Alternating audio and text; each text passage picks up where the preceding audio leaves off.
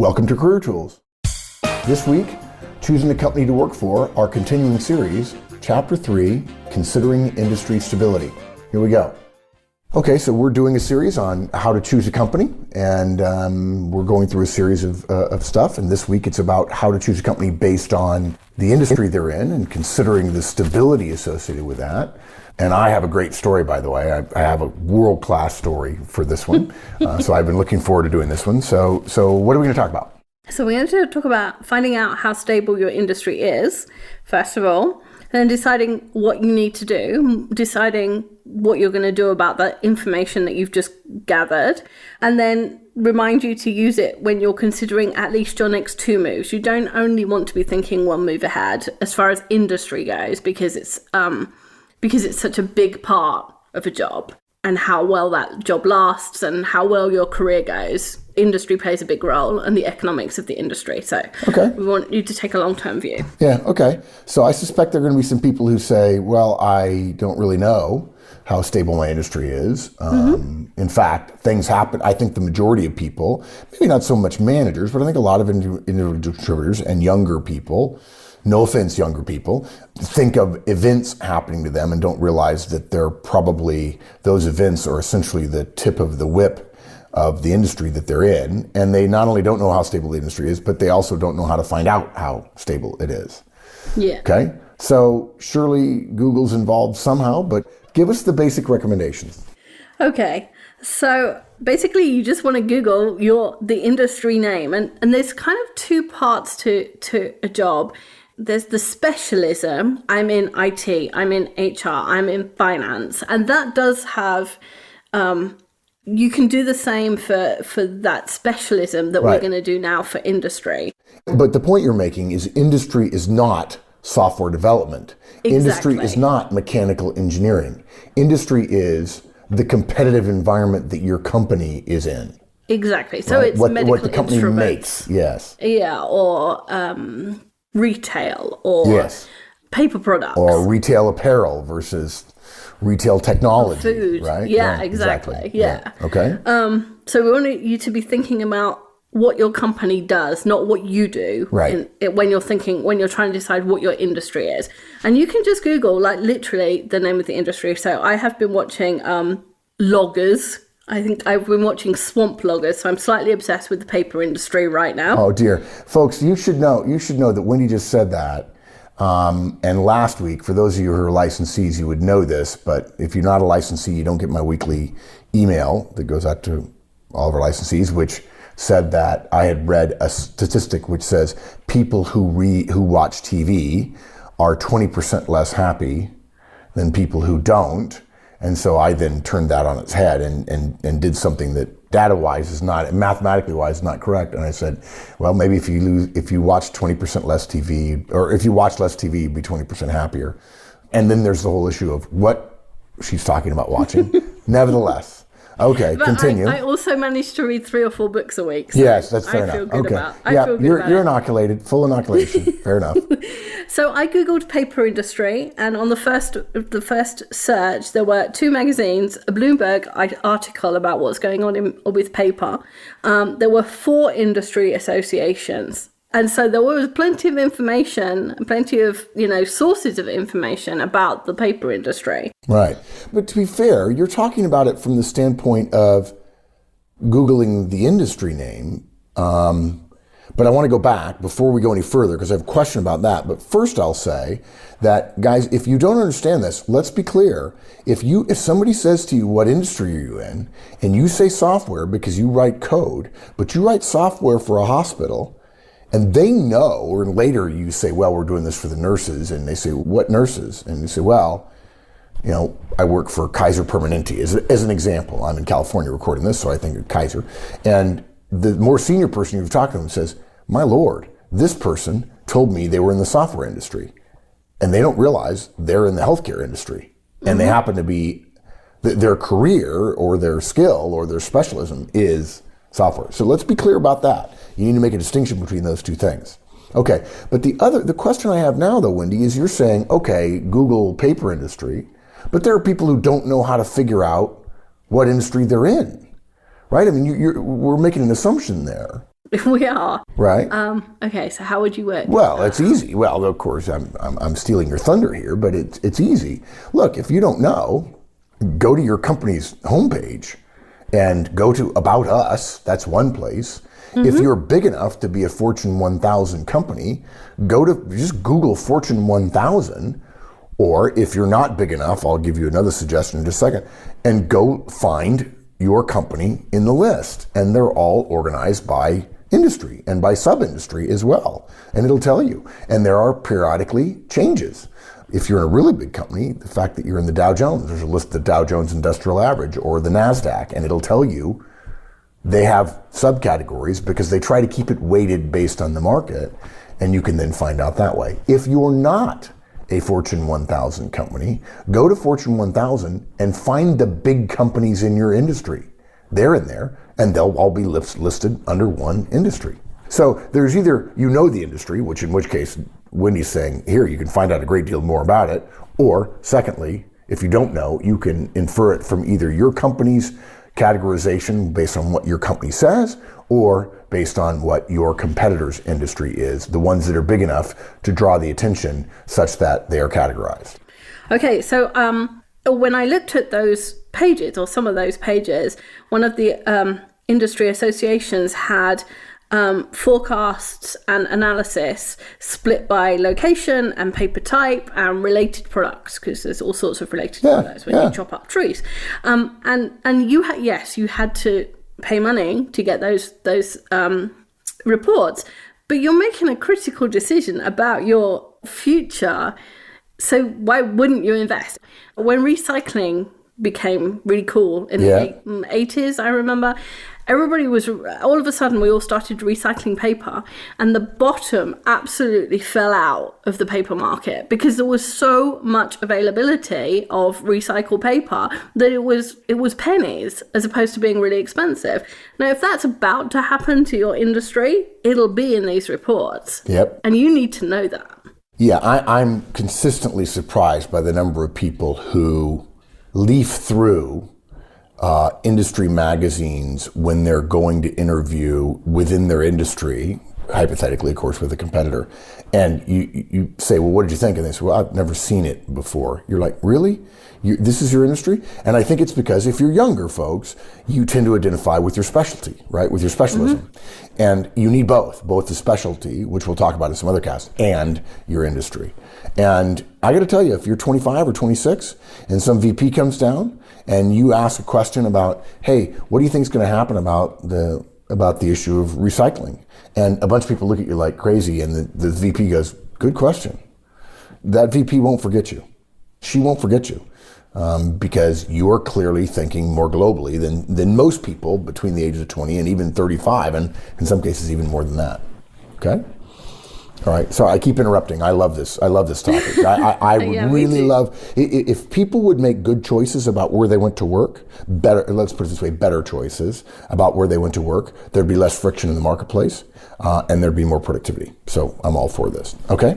Okay, and so this was something else I noticed while I was reading these pages. There was an announcement, like a news thing in the Google News that said, George F. Martin, President and CEO of NewPage Corp. Now, I bet nobody listening has ever heard of NewPage Corp because it sounds like something out of a TV program. But anyway, was named the winner of the 2013 Pima Executive of the Year Award. It is Pima's highest honor and is awarded on senior executives in the pulp, paper, or converting industries for excellence in management and outstanding contributions to the industry as a whole.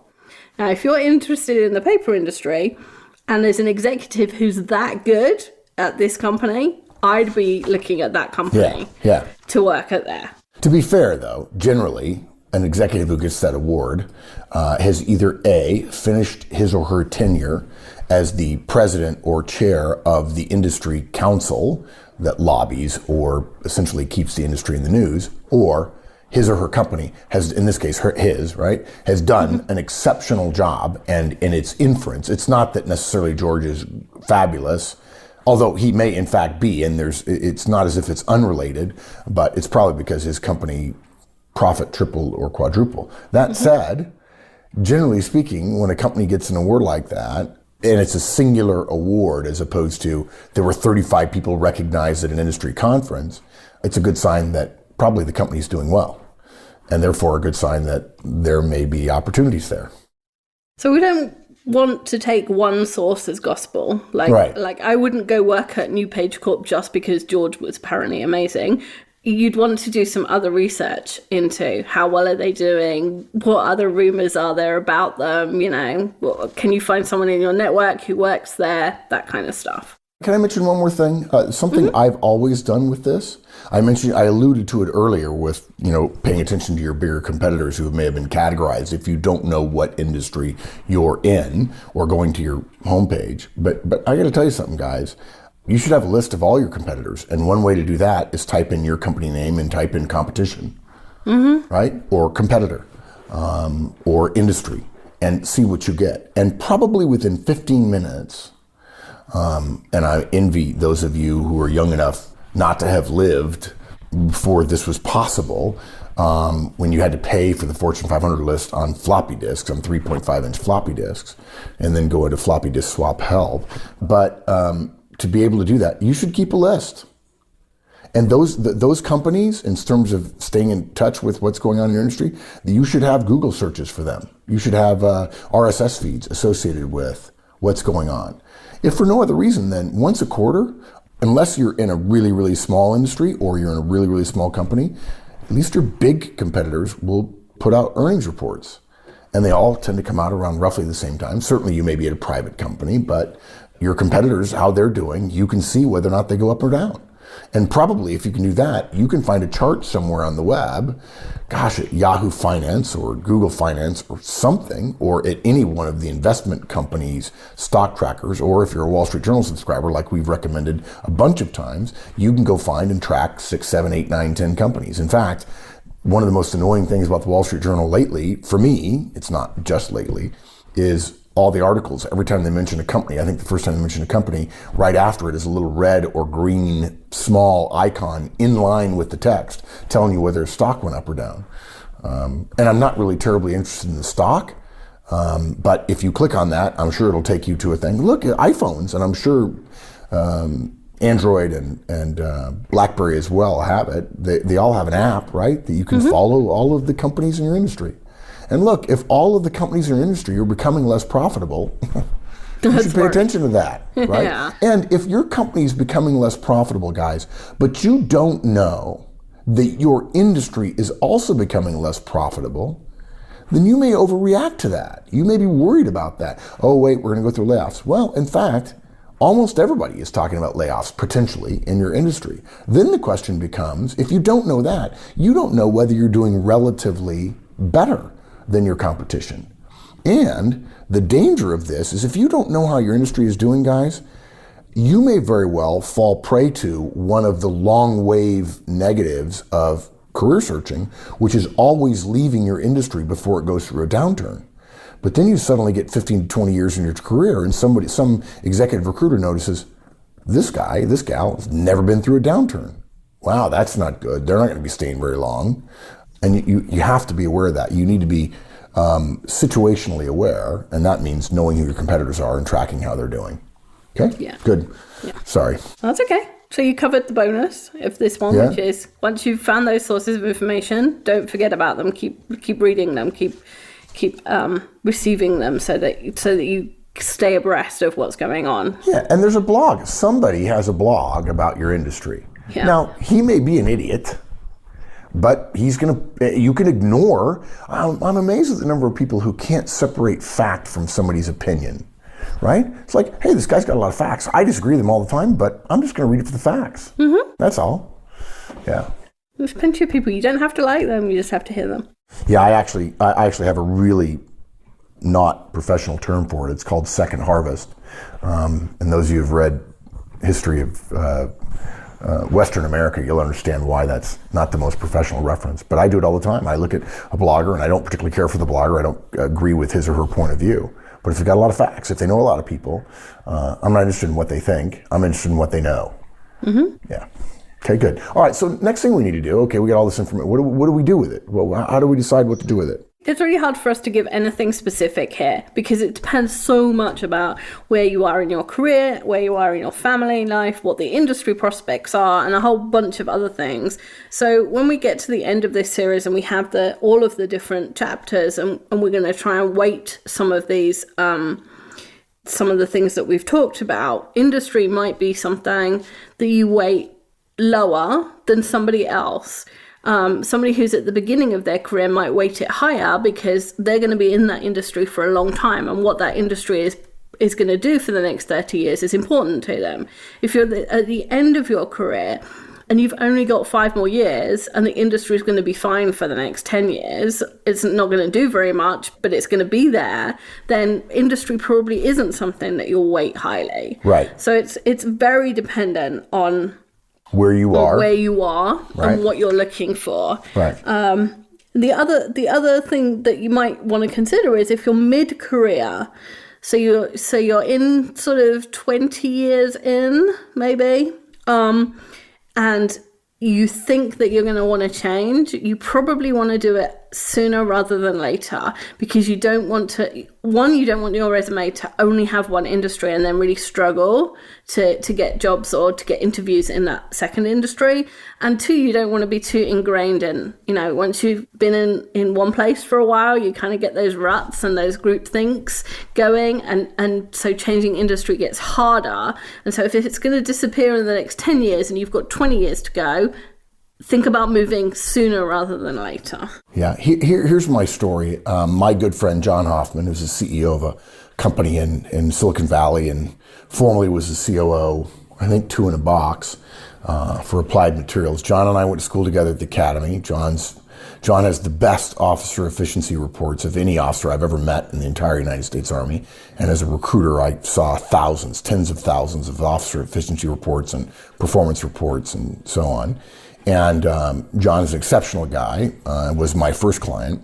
And when John interviewed years ago, this was, I think, 1989 or 1990, there's no reason to believe that John is technically smart enough to understand the level of complexity of wafer fab production equipment, which is what Applied Materials did. And he was interviewing with a number of companies, all of whom were very interested in him. And he ended up going to work at Applied. And when I asked him why, he says, look, I'm a people guy. He says, but you'd have to be crazy to think that all I need to do is pick the right industry for the next 30 years, right? He says, right now, how could you not be in the wafer business? Right? How could you not be in something closely related to the boom that's going to happen in consumer electronics and computer electronics and the general technology boom that's happening, right? Now, you guys, many of you may say, well, gee, I don't know what that is right now, but you could probably figure it out. There are people who would tell you that it's healthcare right now and education. I would argue differently than that. But John chose a company that other people wouldn't have, and John did not do well in his technical classes, never thought of himself as an engineer, but nevertheless his skills were brilliant when it comes to people and leadership. But he made a choice based on what he knew that industry would do for the next 30 years. He didn't make a choice saying, I want to be an Applied guy. He ended up going to work at Applied, but he wasn't saying, I'm going to spend the rest of my career at Applied. He said, I'm smart enough to abstract this up one level and make a decision based on industry. Because he wanted to stay, provided Applied took care of him, provided he delivered results, which he did in spades. I'll be happy to continue to grow at one company. And in fact, he made a great choice. And I think far too many people say, oh, I want to go to that company. They're cool. Well, cool fades, guys. But industries tend to have a longer wave, tend to be less volatile than any one company in the industry. So keep that in mind. And this is a recommendation for those of you who are younger or who maybe have 3 or 4 years in, but are thinking, okay, I don't like my company. Ask yourself, when you say, I'm not sure I'm happy in my role, ask yourself about the future of your company. You may have to do some financial research about that, and then ask yourself about the future of your industry. And that will help you. In much the same way that Wendy says, it's a different decision when you're 10 years away from the end of your career than it is at the beginning. That's how to think about it at the beginning. Don't make decisions only on the company. So far, all of the industries we've mentioned none of them would include Apple, Google, or Nike. Yeah. Because there's a lot more to do than there is. There's a lot more opportunity than those three companies. And if you guys don't, if you've not heard us before, we joke a little bit about companies that are very well regarded, Google, Microsoft, Apple, and so on. And the reason they're well regarded is because they're business to consumer companies. They sell things to you and I. Many of you probably have never heard of Applied Materials because it's a B2B company. They sell $1 million pieces of equipment, physical vapor deposition, chemical vapor deposition equipment that goes inside chip fabs to build chips that go into Apple and Google and Microsoft and Intel and all those other products. And far too many of us go into our career search thinking there are only consumer product companies, when in fact that's not true. And the other piece of this is private companies as well. People don't realize that there are companies that are very, very successful and private, and they like being private, but if they're a B2B and they're private, almost no one lists them at the top of their list, but it's only a function of what people know rather than what research has shown them, okay? All right, so, and then you said the last thing, which I thought was good, and this is the Hoffman story specifically. You want to be thinking about this stuff when you're considering at least your next 2 moves. Yeah. Everybody's career has a different rhythm, and you might be the kind of person that changes jobs every 18 months to 2 years. You might be the kind of person who changes jobs or companies every 10 years, and neither of those is bad, and nor are any of the iterations in between. It's just everybody has a different rhythm. But whatever rhythm you have, you don't want to be thinking, okay, well, my industry is okay for the next 5 years, so my next job, I'll be fine. Because when you get to, if you're a three-year person, you get to 3 years in, your industry's only got 2 years to live, and all of a sudden, everybody is trying to get out of that industry, and so are you. Whereas if you'd have made the first job move that was kind of sideways out of your industry or maybe to a related industry, and then the next move could have been into something completely different, and you'd have been there ahead of everybody else. So you want to be thinking not just about this move right now, but longer term. Okay, what am I going to do next? Where's my best opportunities? And nobody can predict the future, and it doesn't matter how much reading you do, you're never going to know precisely what's going to happen. But if you don't have a plan, you don't have a plan, right? And things happen to you. So I used the example of a couple of my friends who are both in recruiting. One of my friends was an IT recruiter, and she got fed up with recruiting, and she knew all this IT stuff from talking to these the IT guys that she recruited. And so she knew which the hot skills were in IT. And so she went and did a couple of courses, and now she's a programmer. Genius. Because, and recruiting isn't going anywhere. Recruiting is changing, but it's not really going anywhere. But the reason that she changed was just because she was fed up, but it was possible. Another friend of mine had the same feeling. Recruiting is one of those jobs that kind of burns people out after a while. But she went to resource planning, which is how many people do we need to keep our company going for the next 5-10 years and get our strategic plan achieved. So it's a more HR role. But again, she worked in a department where the resource planners were. So she talked to them, she found out what their skills were, and she started to develop them, knowing that she wanted to get out of recruiting. And both of them, it took like 2 or 3 years. But because they had a plan, they got what they wanted. Right. And in this case, they were choosing specialties, but they were getting out of the recruiting industry, and that was a way to do it. Yeah. Yeah. Exactly. Smart. Yeah. They were thinking a little bit bigger picture than most people do. I think most people, it's been my experience, folks, you may be different, your mileage may vary, but most people tend to go along just fine, and then suddenly there's a disconnect. And the choice they make, when I ask people, why'd you choose what you chose? Rarely is there any strategic thinking verbalized. It may be there, but I don't hear it. And if I ask 100 people and I never hear it, then I'm thinking people aren't thinking it. And that's why John Hoffman is so successful. He knew when he was starting his professional career after a few years in the Army, he knew that I need to make a longer wave decision. And he said, I'm going to pick an industry. And it happens to be that I'm interviewing with Applied Materials, who was a great leader in the industry. But he was smart enough to go, I'm not only picking Applied. Yeah. Okay, so you want to wrap us up? Yeah, sure. So the first thing is to find out how stable your industry is. The next thing to do is decide what you need to do based on your circumstances. And then lastly, use that knowledge to consider at least your next 2 moves, if not more if you're younger. Yeah, it's possible that you got into an industry by accident, right? You had a friend there and it was a job.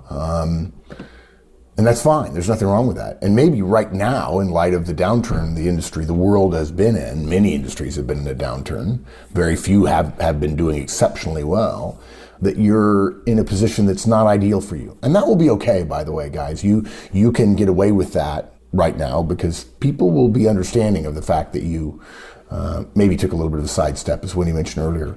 But you don't have to continue to be driven just by fate. Work on the information you have. Start paying attention. Don't try to make a decision in a week. Steep yourself in it. Use an RSS feed to pay attention to this stuff for a period of 3 or 4 months so you can start thinking more broadly. As a professional, you're responsible for your career. And part of your career is making good strategic choices or making good choices that have a strategic component rather than just, I like this other company or it's a shorter commute. And you're going to make better decisions when you have better information.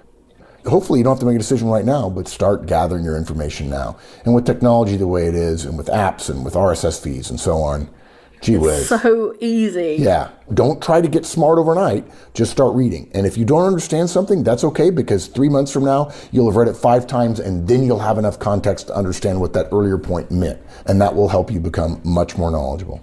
Okay. Thanks, everybody. Bye, everyone. Hope that was helpful, folks. A lot of people don't think about the industry they're going to work for, and it makes a difference. Keep it in mind. If you have questions, come to the forums, manager-tools.com/forums. See you there.